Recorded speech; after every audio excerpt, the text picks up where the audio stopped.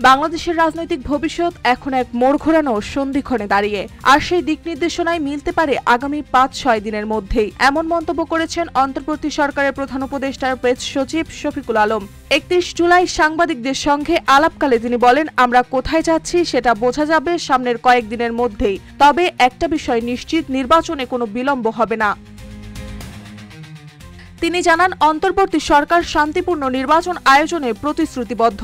জনগণের অংশগ্রহণ থাকলে সুষ্ঠু নির্বাচনে কোনো বাধা থাকবে না বলেও দৃঢ় আশাবাদ ব্যক্ত করেন প্রেস সচিব।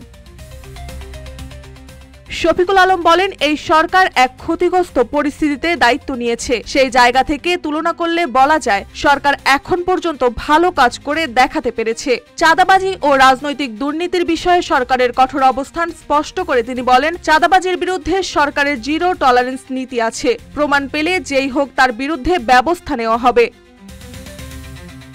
তিনি আরো দুঃখ প্রকাশ করে বলেন, স্বাধীনতার ৫৪ বছর পেরিয়ে গেলেও রাজনৈতিক দলগুলোর ফান্ড রেইজিং ব্যবস্থা এখনো স্বচ্ছতা আসেনি।